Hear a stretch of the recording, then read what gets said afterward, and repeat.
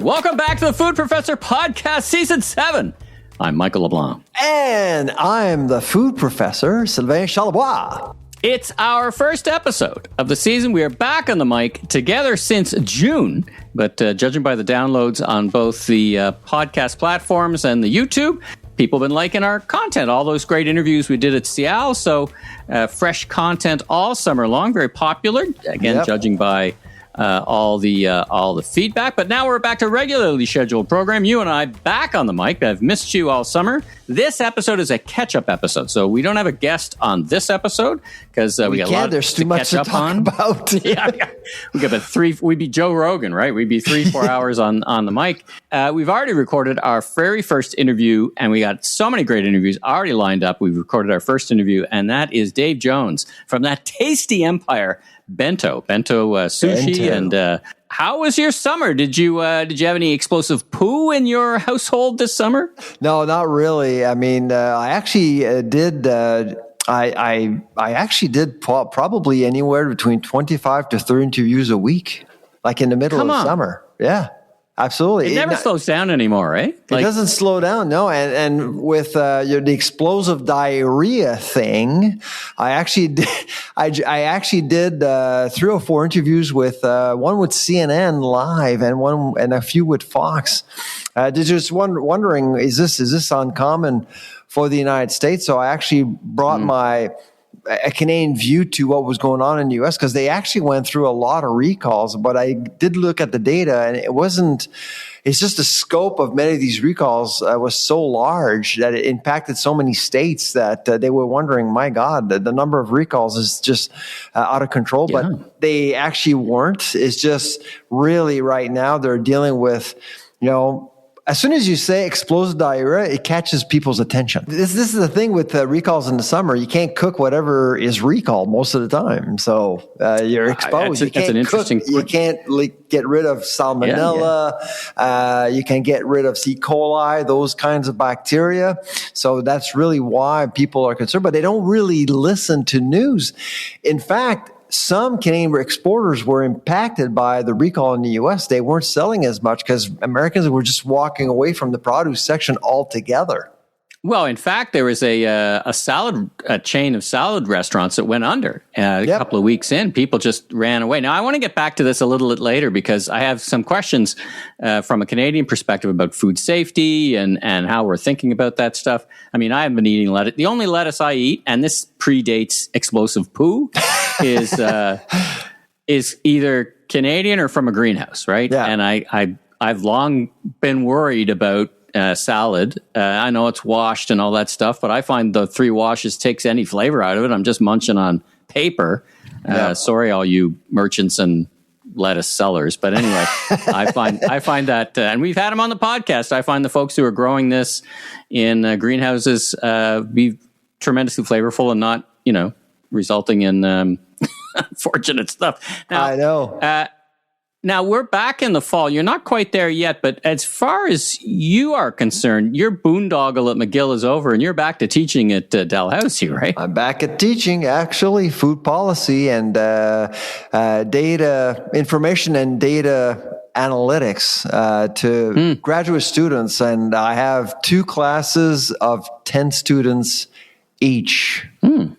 I can tell you a lot of faculty members right now are drooling because it's just paradise, to be honest. So I enjoy teaching to graduate students because I can recruit them and hire them for the lab. Oh, yeah. Well, and I believe if we catch up, you and I, and catch up the listeners, you've got a book coming out in spring? What's the timing for the book? Actually, in January, with University of Toronto Press on food geopolitics.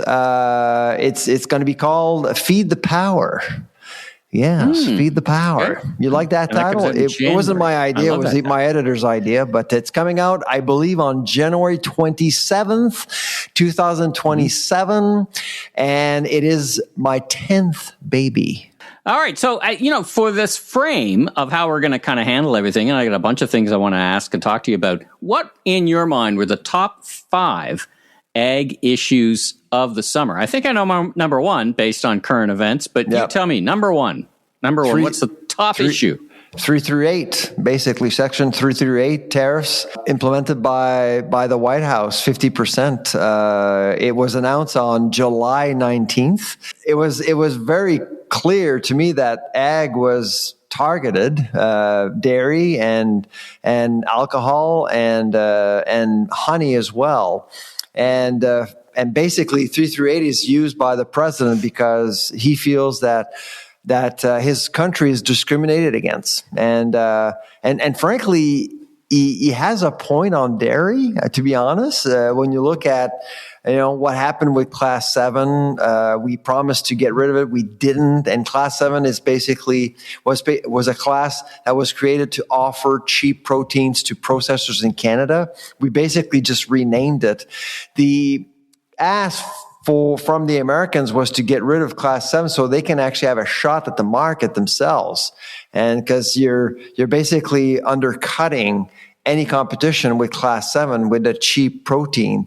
And most Canadians don't even know that Class 7 actually exists, which is now Class 4A. But all these things weren't known to Canadians until people started to talk about supply management a few weeks ago very heavily. And frankly, I was a little concerned, even though I criticize supply management quite a bit. I don't advocate for the abolishment of supply management. You never have, though. You've never talked about the abolishment of supply management. You've always talked about the modernization or the adoption of supply management. But I was hearing economists the news all day long, people that just didn't know what they were talking about, saying, well, this is wrong, where prices are... milk is overpriced in Canada. Cheese is overpriced. We could get rid of the system. Hey, hold on a second. I mean, it's $47 billion worth of quotas. Lots of jobs in rural Canada depend on the SM5. I mean, you can't just flick a switch here. And so, to me, that was the number one story of the summer. How about you? First of all, for 338, we should. I don't know how to. I want to make sure everybody understands what that is. They're another gamut, another play from the Trump administration these are based on the Smoot-Hawley original legislations. That went so well, they thought they'd bring that back again. And when I look at that counter tariff list, I see a lot in the ag sector. I see a lot of seafood. I was kind of surprised by how much seafood is being brought in. I mean, sure, Maine lobsters, but there's a whole lot of seafood. Well, that 90% of what we produce in Canada is exported and 90% of what we consume is imported. It's a very globalized sector. Oh no, it's a very globalized sector. So, and frankly, when you look at the U.S. map, I mean, most of the fish and seafood that we import from the United States are blue states. So, and I mean, I've heard and I've seen that the intent with counter-tariffs was to influence midterms indirectly, if you will. My question is, will it really? I mean, I just don't know. I mean, from a Canadian perspective, I mean, 75% of all ag exports go to the U.S., but in the U.S., it's barely 10%. I mean, is it going to be? It's more important at a state by state level. I mean, some states would look at it and say, overall for the U.S., and that's why we don't hear much about this issue in the United States of America. I mean, it's not a headline issue like in Canada. Just basically, the economics aren't the same at all. So I do wonder. Like a lot of political scientists are saying, well, this is actually going to impact midterms. I'm not convinced that it will, to be honest. I know that a lot of Canadians actually felt that we needed to respond, and we did. But I mean, I'm just waiting for the U.S. to respond again to counter our counter. I mean, it's just a matter of time, I think. So if tariffs are the number one story, and I imagine we're going to be talking about tariffs a fair bit this season, yet again, we're trying not to dwell too much on it, but it's obviously front page news. Yep. And we've obviously, whatever happens in the midterms, I agree. This is just, what I would say is the fight with Canada is kind of layered on top of a bunch of other things for the average American that they're more concerned about, right? The price of diesel, the price of gas, what's going on in Iran. I thought we won that war. We didn't win that war. Now we're doing something with Canada. Yep. So I see it as kind of a layering effect. Americans are really good at pretending to win a war. Jeez. Anyway, so mission accomplished. So let's move on to... Well, yeah, not so much. Let's move on to number 2. So what's your number 2 most important story in ag? I know you're asking for 5, but I really have 2. And my number 2 was the Competition Bureau's decision to send the Norterra B&G deal to the tribunal. That was a shocker. And let me tell you why. Norterra is first of all, who are these people? Unpack this for the average listener. Well, Norterra is actually a well-run Canadian company out of Brossard, actually in Montreal, close to Montreal. Mm-hmm. And sales are in the billions, and they control the canned vegetable market. So they own Green Giant, they own Del Monte, they own a bunch of brands that we all know of. And they wanted to buy B&G, which is actually based out of New Jersey in the United States. And the intent basically was to control the entire, almost the entire canned vegetable market in Canada. But here's what I find interesting is that you're seeing the Canadian regulator blocking the acquisition of an American company by a Canadian company. And the Canadian company is owned by the Caisse de dépôt, which is owned by all Quebecers. It's like teachers, but in Quebec, basically. Okay.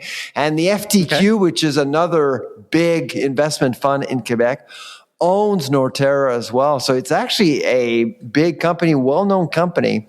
And so the Bureau decided to block a deal that would actually make a Canadian food processing company even more powerful in Canada and in North America.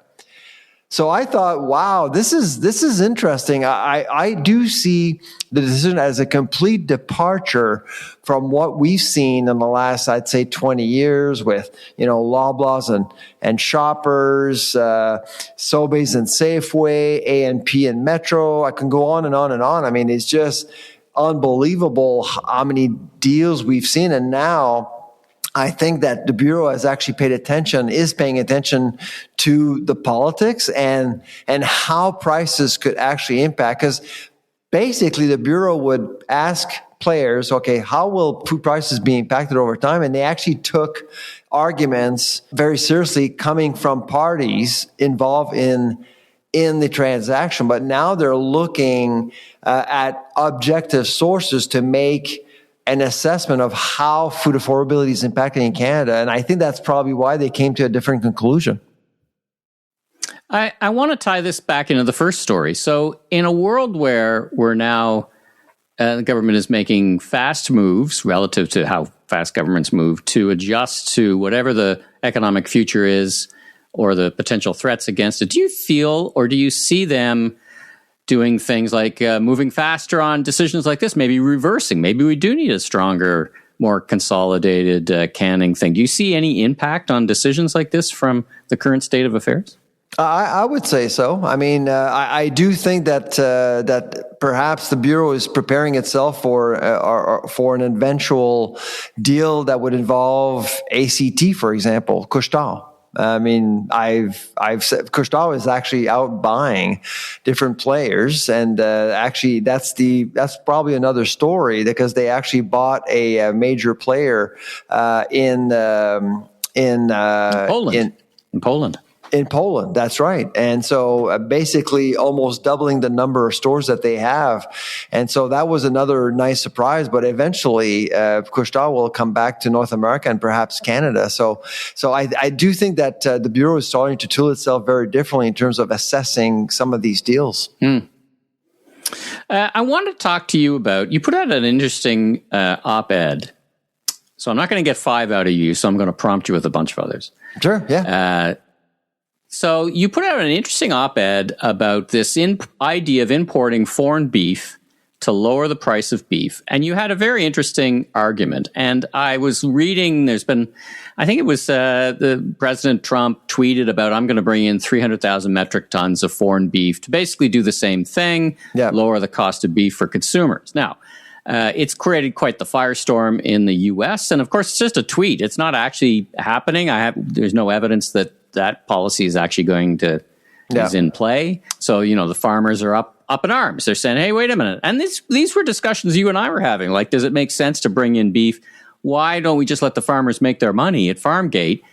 And, they're making money. And, you got the two competing forces, high cost of beef and the idea of bringing in Mercosur. If I got that right, I've been practicing all summer. Mercosur, yeah. Hey, I got it right. That would include Brazil, Mercosur, Uruguay, and Argentina. That's right. Now, it's interesting. I got a footnote on that. There is just you look at the social media coming out of this, and the farmers are going, hey, they've already recalled the Argentina beef. And there was actually a small recall of Argentinian beef, but it was based on the fact nobody looked at it twice. There wasn't anything wrong with it, as it turns out when you scratch the surface. But your argument was, and I'm not sure I buy it, but maybe you can articulate it for me, that by lowering the price of beef, that you would make sure that Canadians would keep their appetite for beef, that in the long run, it was better for Canadian ranchers to make sure that Canadians continue to eat beef by lowering the price, Australian beef being cheaper for a variety of interesting reasons. Yep. And the counter to that, I would say, is like, you've told me over the years that based on the trifecta of proteins, they go up, down, and sideways, but people kind of come back. Are you worried that they won't come back to beef? Is this what was behind that editorial of yours? Pretty much. I mean, I actually just got some new numbers from Nielsen IQ this morning for the last quarter, and beef sales in Canada in volume are down almost 5%. Okay, that's a lot. I mean, it's so if you're a grocer, you want traffic to continue at the meat counter because margins are super interesting. But what's going on right now is that a lot of Canadians are spooked, and they're being programmed now to believe that beef is a premium product that they can't afford, basically. And so they're not even looking anymore. And I am expecting the next quarter to see a higher number than a -5. And that's a nightmare for a grocer. So you want to keep your clientele as engaged as possible while we see North American prices being more stable, which won't happen until probably mid-year 2027. It's the same thing in the U.S.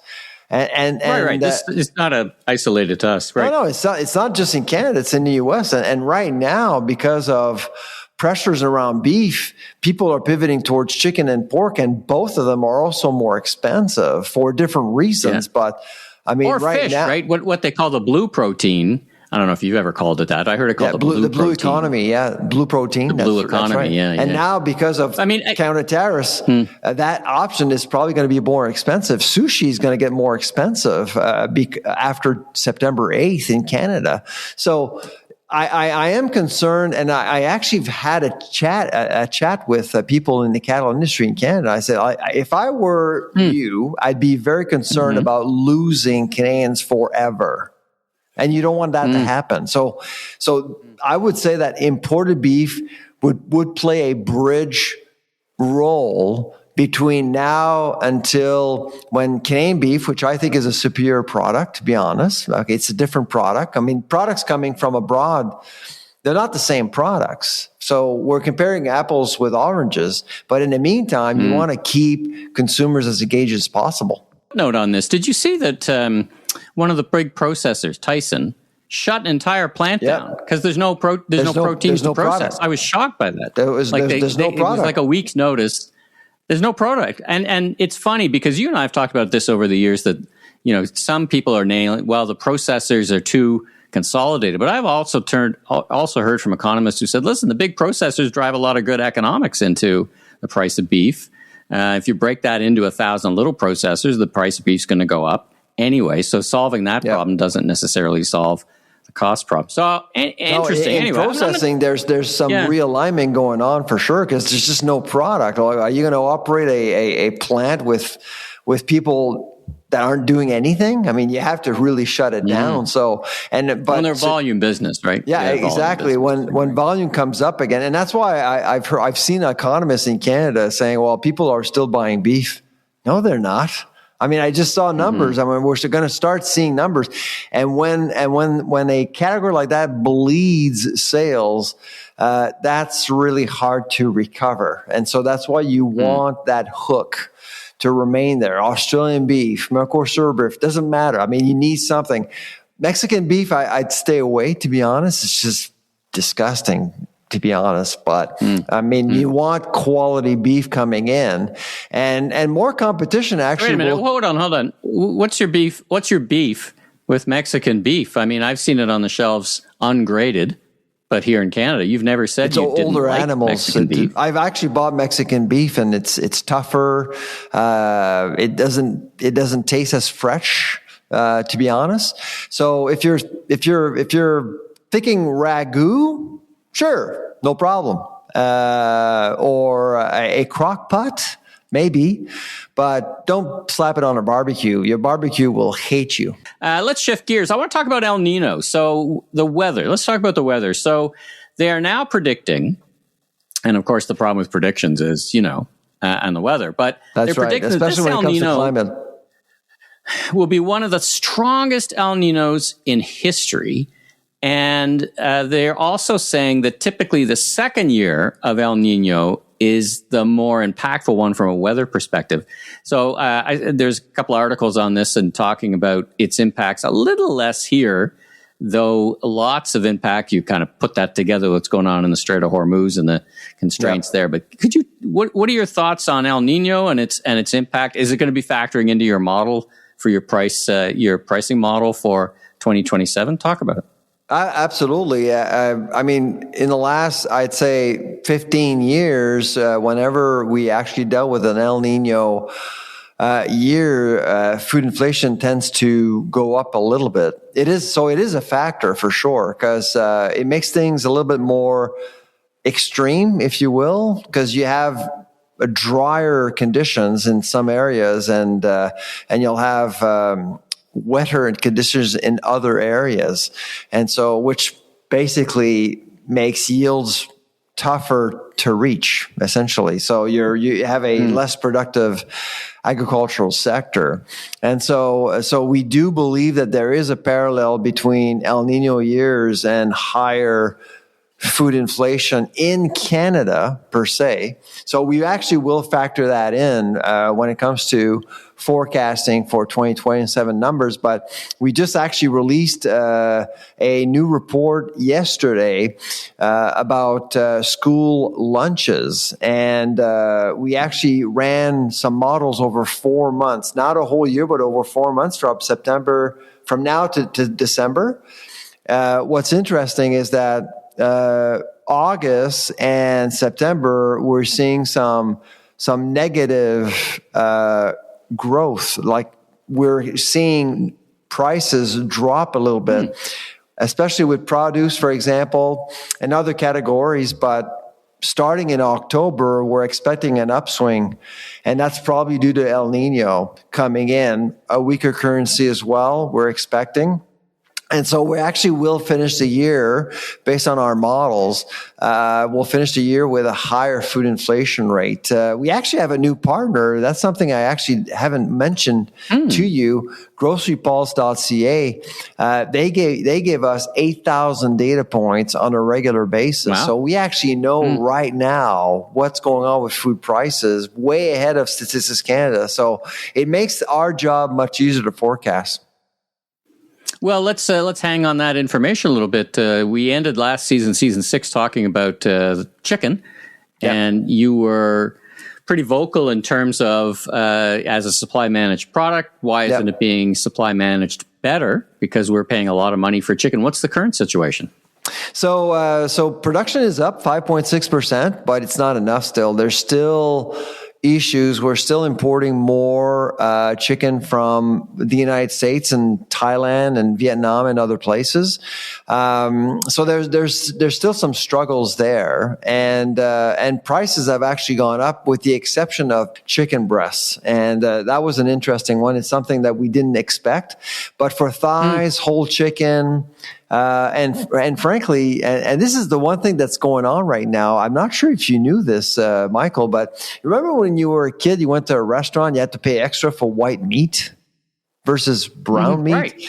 But now, apparently, brown meat is more popular because it's not as dry.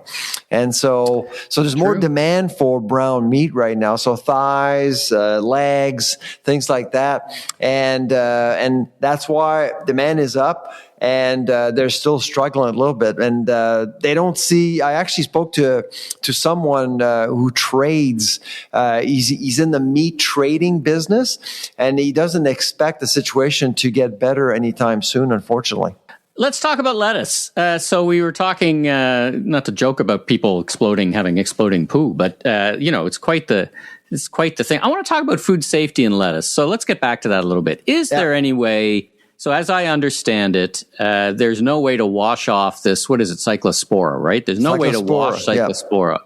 So they still haven't really figured out how that got into I think it was from Mexico. I think it was a foreign power went and sent some agents to go poo in the water Taylor or something. Farms, and so we actually do have Taylor Farms products in Canada, and this is why this recall was so confusing, because Taylor Farms is a $7 billion company. It's huge, behemoth, very sophisticated. So this gets to my question. You're probably not going to get a more sophisticated company in that space than Taylor Farms at the highest level, given their volume. If they can't stop it, who can? And is nobody checking for Cyclospora? Like, are there no safety tests here? Is the volume just overwhelming? Is there not some kind of, we've talked to vendors on the show who've got kind of biological sprays that can eliminate stuff. Like, what's going, like, why is this happening? Is it, we know there's some talk in the U.S. I don't want to talk about the U.S. context that much, but there are less inspectors.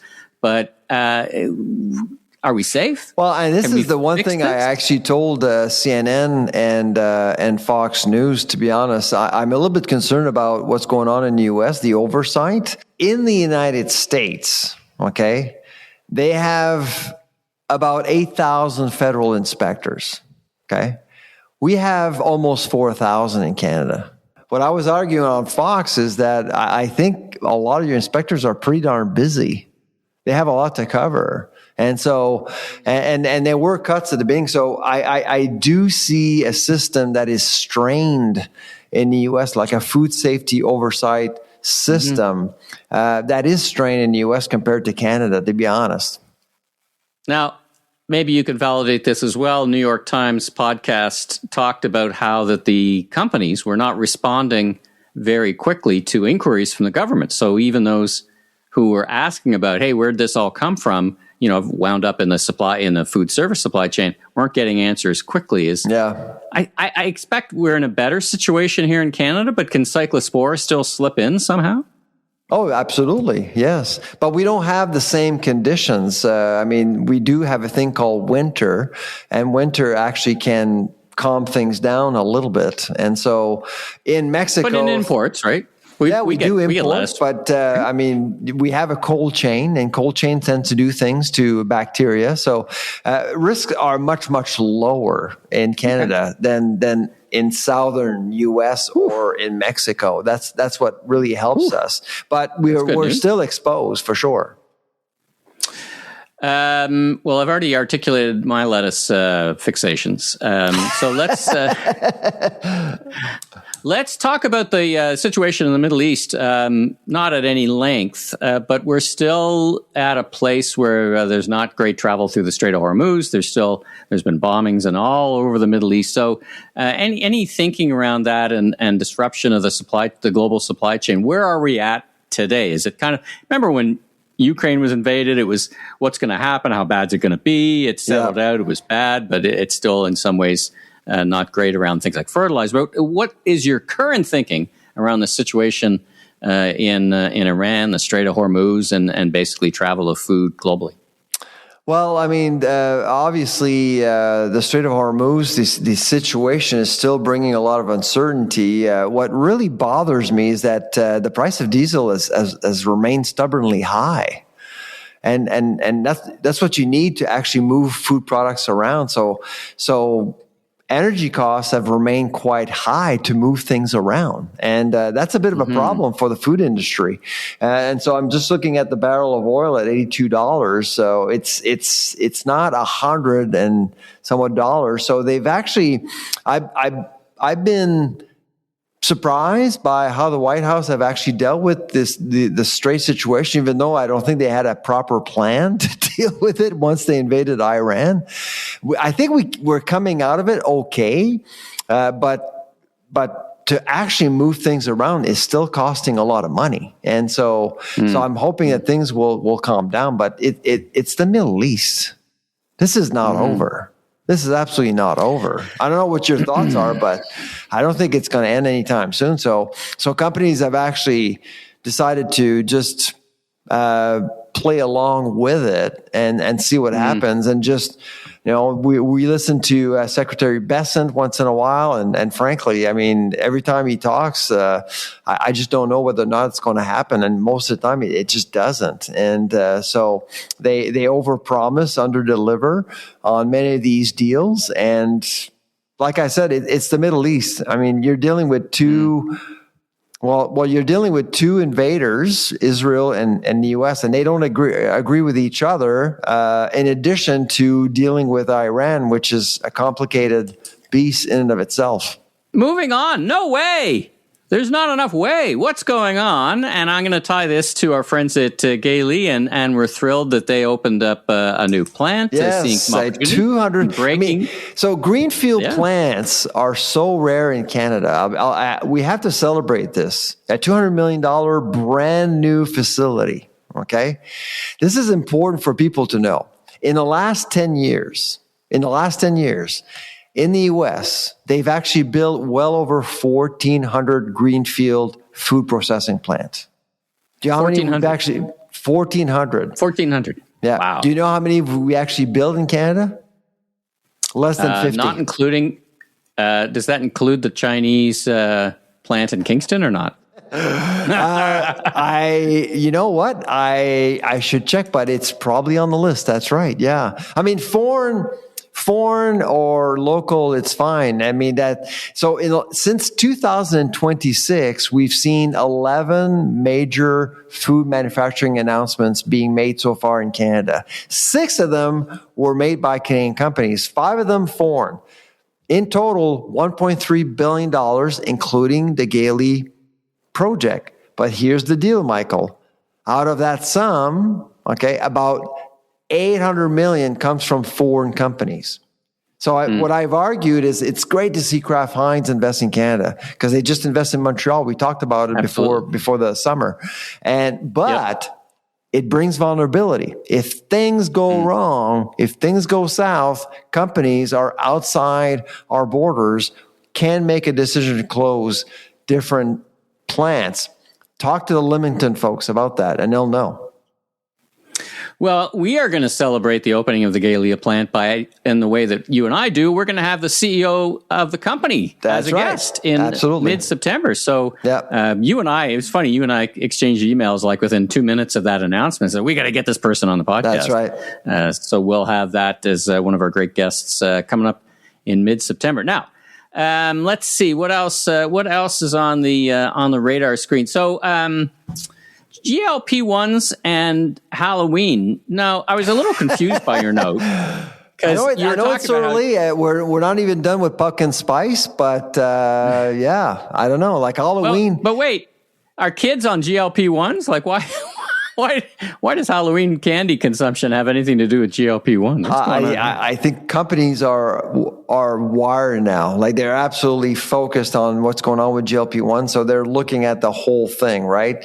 I think what's going on is that like when you go out and buy Halloween candy, do you really think that adults are buying Halloween candy only for kids? Like really? Not only. Come on. Yeah, no. So, and they're thinking, well, if I don't like candy because I'm taking a GLP-1, I'm on a GLP-1, why would I give that to my kid? Who else would? Oh, I see what you mean.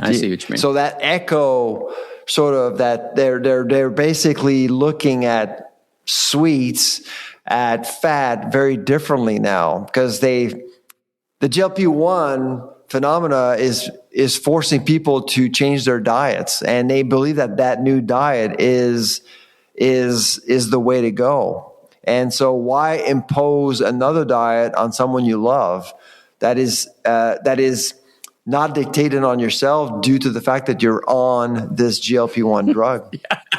So, I think it's crazy. I mean, it's like there's lots of psychology on this, but I think that's what's going on. I mean, that's why if you're in the candy business, you have to pay attention.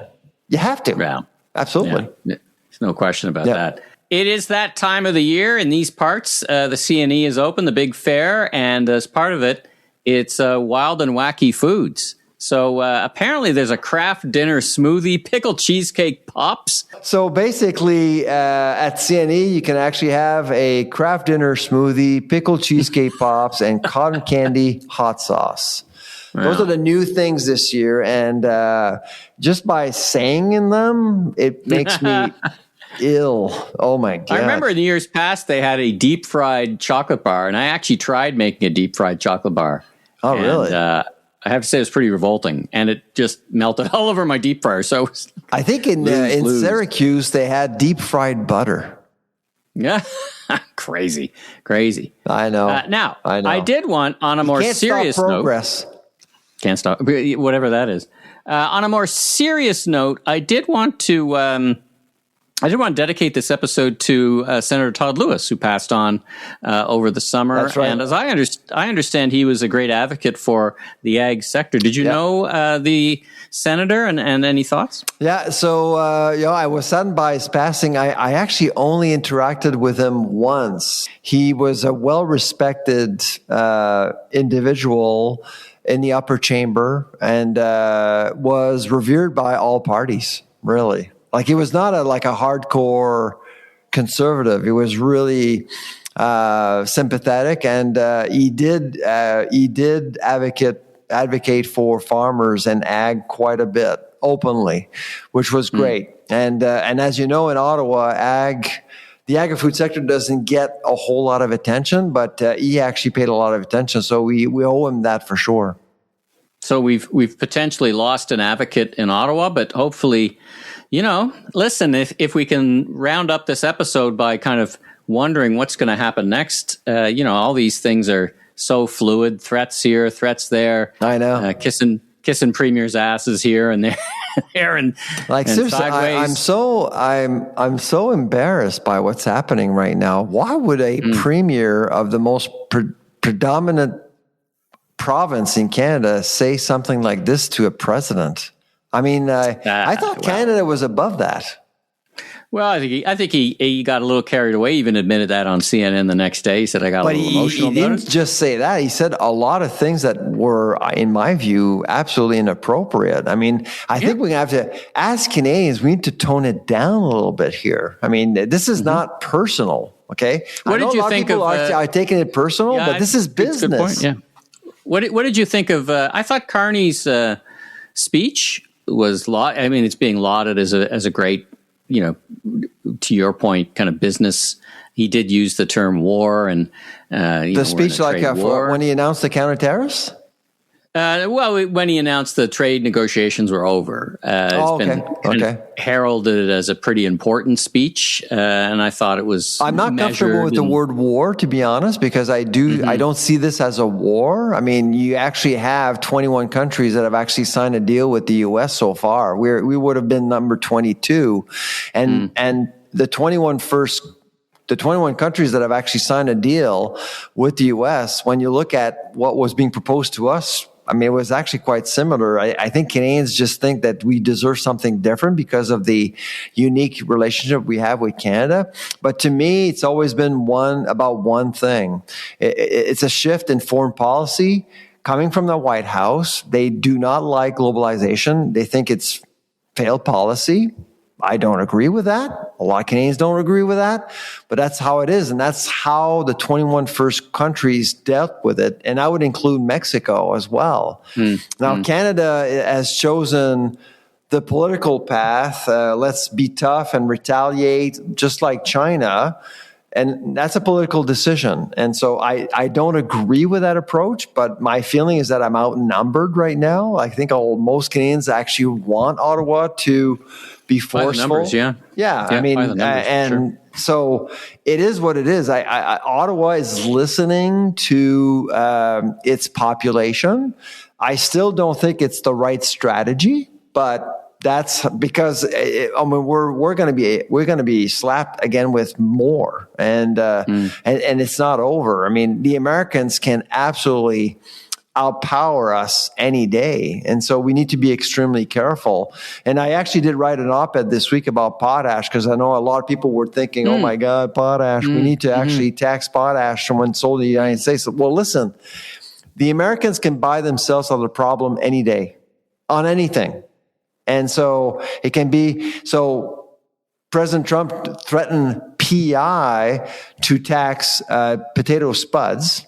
Okay. I think it was yesterday. Well, they can actually get spuds elsewhere. It'll take more time. It'll be more expensive, but they can. Potash is the same thing. And frankly, what would happen with potash is that Canadian prices would be depressed. Our companies would lose money. They would control production, because Canpotex is basically a potash cartel representing Nutrien and Mosaic. That's basically, when demand is not there for potash, they lay people off. It's supply manage. Potash is supply manage. Okay. So we're not selling to the US. Fine. That's 72% of our exports. So where are we going to sell it to? Where are we going to go? So, I mean, Canpotex has actually found all the clients it needs to sell abroad. That's its mandate, to sell abroad. Are they going to actually find new customers all of a sudden to cover that 72% spread? I don't think so. So we need to be realistic here with ourselves. Like we're dealing with the largest economy in the history of humanity here. This is not just like Bangladesh or anything like that. So I think that Prime Minister Carney's deal is to, diversify and all that, but that's a generational project. You can't do that overnight. And so I'm just concerned that we'll inflict. I actually visited a honey manufacturing plant last week in Quebec, and a lot of his customers are in the US. Well, as of this weekend, he probably lost most of his clients. He's going to have to lay off some people. These are real people, real companies losing money. Okay. So we need to be extremely careful instead of the elbows up. Let's be tough. I mean, we have to be realistic here. Well, I can't think of a better first episode back for season 7. And again, I don't think this will be the last time we'll be talking about this or other things, but we'll have lots of amazing guests to get their perspective on what they do in food service and restaurants and manufacturing. For now, let's leave it there. That's our first episode of the new season. I'm Michael LeBlanc, media entrepreneur, and you are? I'm the food professor, Sylvain Charlebois. Safe travels, everybody. Take care.